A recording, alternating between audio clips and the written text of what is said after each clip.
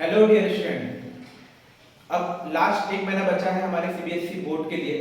तो लास्ट एक महीने में क्या आपकी स्ट्रेटेजी हो, कैसे आपको पढ़ना चाहिए, ये वीडियो मेरा स्पेशली फोकस है क्लास 10th और 12th की सीबीएसई बच्चों के लिए। तो जैसे कि मैं जानता हूँ कि आपके सभी का सिलेबस कंप्लीट हो चुका होगा आपके स्कूल में, आप जहाँ प्राइवेट कोचिंग पढ़ रहे होगे वहाँ पर भी।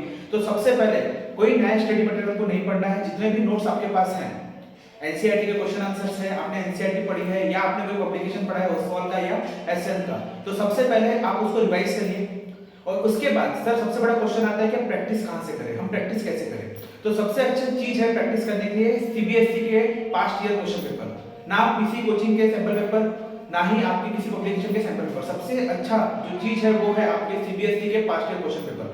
अगर आप एनसीईआरटी को बाय हार्ट आपने अच्छे से पढ़ा है, 2-3 बार आपने एनसीईआरटी के क्वेश्चंस को सॉल्व करे हैं और इसके बाद आप 10 साल के सीबीएसई के पेपर सॉल्व कर लीजिए, तो आपके कोई गारंटी है आप 90% के ऊपर स्कोर करोगे।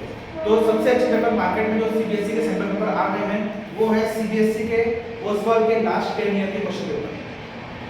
जिसका प्राइस भी बहुत मिनिमम है, 680 रुपीस में इंग्लिश से लेके आपके पूरे पांचों सब्जेक्ट के 10 इयर्स के पास्ट ईयर के क्वेश्चन पेपर है विद सॉल्यूशन। सबसे अच्छी बात है कि सॉल्यूशन हमको नहीं मिल पाता। जैसे कोई क्वेश्चन है मैथ्स का जिसका आंसर हमसे नहीं निकल पा रहा है, तो लास्ट टाइम में क्या होता है, हम लोग कोचिंग भी नहीं जाते हैं, हम लोग कोचिंग नहीं आते हैं, टीचर से कांटेक्ट नहीं रह पाता, स्कूल भी नहीं जा पाते हैं। तो लास्ट के एक महीने में हमको क्या करना है, सिर्फ हमारे एनसीईआरटी के नोट्स हमको रिवाइज करना है और क्वेश्चन पेपर को सॉल्व करना है। देखो इसको सॉल्व करने का तरीका कैसे है। जैसे सपोज ये आपका साइंस का पेपर है, ये आपका साइंस का पेपर है 2020 का। कब का पेपर है? 2020 का। तो सपोज जैसे आपका पहला क्वेश्चन है, how are covalent bond form. Covalent bond क्या है और कैसे बने, एक मार्क का क्वेश्चन है। तो आपको पता है, आपने chapter number 4 chemical coordination compound, जो आपका कार्बन कंपाउंड से चैप्टर नंबर 4, वो आपने उसमें पढ़ा है कि कार्बन जो है वो आपके शेयरिंग ऑफ इलेक्ट्रॉन करके बॉन्ड बनाता है और उसके बाद 4 ऑटोमोस्ट शेल में कितने इलेक्ट्रॉन्स उसके पास 4। तो वो ना ही 4 इलेक्ट्रॉन्स को डोनेट करता है ना ही एक्सेप्ट करता है। शेयरिंग ऑफ इलेक्ट्रॉन करके क्या करता है, अपना बॉन्ड बनाता है। इसी को अपन क्या बोलते हैं, टेट्रावैलेंसी। और ये प्रॉपर्टी कार्बन की यूज होती है। और एक और कार्बन की एक और प्रॉपर्टी होती है आपकी क्या, कैटिनेशन। तो ये दो प्रॉपर्टी के कारण कार्बन के बहुत सारे कंपाउंड्स बनते हैं, ये हमने पढ़ा है चैप्टर नंबर 4 में। तो क्वेश्चन नंबर 1 जैसे आपका इजी है।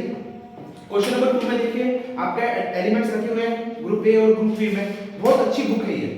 जैसे लाइट के स्कैटरिंग के कॉन्सेप्ट है, बायोलॉजी के क्वेश्चन भी बहुत अच्छे हैं, दिया हुआ है बिल्कुल आंसर, बिल्कुल बहुत सिस्टमैटिक वे में, बहुत प्रिसाइजली दिया हुआ है, जिसमें एरर के चांसेस भी बिल्कुल ना के बराबर है। तो मैंने ये बुक को गो थ्रू किया है, बहुत अच्छी किताब है और मैं आपको रिकमेंड करूंगा कि लास्ट के एक महीने में आप सिर्फ ये सीबीएसई के पास्ट ईयर के सैंपल पेपर आप सॉल्व करिए। मेरा किसी पब्लिक कोई भी पब्लिशर के साथ ऐसा कुछ है नहीं टाइप, पर बाय मैंने ये पढ़ा है, तो मैं इसके साथ श्योर हूं कि अगर आप एनसीईआरटी के नोट्स पढ़ते हैं और ये 10 साल के पेपर सॉल्व करते हैं, तो मैं गारंटी लेता हूं कि आपके 90% के ऊपर मार्क्स आएंगे। अब लास्ट टाइम पे ना ही आप कोई रेफरेंस बुक पढ़ो, ना ही एस्टेंस पढ़ो, ना ही कुछ, सिर्फ आपको एनसीईआरटी पढ़ना है, एनसीईआरटी के क्वेश्चन आंसर को अच्छे से सॉल्व करना है। और ये एनसीईआरटी की जितने भी आपकी एक्टिविटीज है, ठीक है, एक्टिविटी के क्वेश्चन आपके डायरेक्टली केस स्टडी के क्वेश्चन आपके एनसीईआरटी से ही उठ के आता है। जैसे अगर मैं बात करूं आपके मैथमेटिक्स की, तो फोकस करो कि एग्जांपल पे। आपके एक्सरसाइज सपोज मैंने बोला चैप्टर नंबर 4 आपका इक्वेशन है, चैप्टर नंबर 3 आपका क्वाड्रेटिक इक्वेशन है या आपका एपीजीपी है। तो आपको पता है कि 4 एक्सरसाइज है आपके 5.1 5.2 5.3, तो किसी में एपी दिया है, फिर आपको डी निकालना है, कॉमन डिफरेंस निकालना है। इससे ज्यादा इंपॉर्टेंट है इसके एग्जांपल्स। एग्जांपल्स कितने होते हैं, 6-7 एग्जांपल्स होते हैं और एग्जांपल होते हैं ट्रिकी, क्योंकि आपको चैप्टर के आगे के एक्सरसाइज सॉल्व करने के लिए आपको एग्जांपल बेस बना के देते हैं। तो एग्जामिनर क्या करता है, आपके एनसीईआरटी की एग्जांपल पूछता है, ठीक है। मैं खुद एक सीबीएसई का स्टूडेंट हूं, being the topper of the class, मैं आपको बहुत अच्छे से गाइड कर रहा हूं। आप मेरी बात मानिए और एग्जांपल को सॉल्व करिए, हर एग्जांपल को सॉल्व करिए। वैसे ही आप क्या करिए, सोशल साइंस में अगर आप पढ़ते हो तो सोशल साइंस में आपके बॉक्स बने हुए हैं, ब्लू कलर के, येलो कलर के बॉक्स बने हुए हैं, वहां से क्वेश्चन उठ के आते हैं, जो भी आपके कीवर्ड्स है वहां से क्वेश्चन आते हैं। तो जितने भी अगर आप बॉक्स पढ़ते हो तो केस स्टडी के क्वेश्चन आपके अच्छे से सॉल्व होंगे। तो ये बुक आप जरूर परचेज करें। लास्ट 1 मंथ में ये बुक आपके लिए रामबाण साबित होगी और बिल्कुल बहुत अच्छी, जैसे बाइबल होती है, जैसे भगवत गीता होती है, वैसे ही क्लास 10 में आपको अगर टॉप करना है तो ये बुक आपके लिए उतनी ही इंपॉर्टेंट है। ओसवाल के पास लास्ट 10 ईयर के क्वेश्चन पेपर सॉल्व, जिसके एमआरपी है 680 रुपीस, जिसका लिंक मैंने डिस्क्रिप्शन बॉक्स में दिया गया है। तो मेरे बेस्ट विशेष आपके साथ खूब मन लगा के पढ़ाई करो और अपने आप पे कॉन्फिडेंस रखो कि साल भर आपने जो मेहनत करी है उसका आउटपुट आपको मिलेगा। तो सिर्फ एनसीईआरटी रिवाइज करिए, एनसीईआरटी के क्वेश्चन आंसर एंड ये 10 साल के पास्ट ईयर। इसको सॉल्व करने का तरीका देखिए कैसे। आपने सबसे पहले नोट्स पढ़ा, सपोज आपने 3-4 दिन में 5 दिन में आपने साइंस पूरा पढ़ लिया, उसके बाद आप इसको सॉल्व करना चालू करो।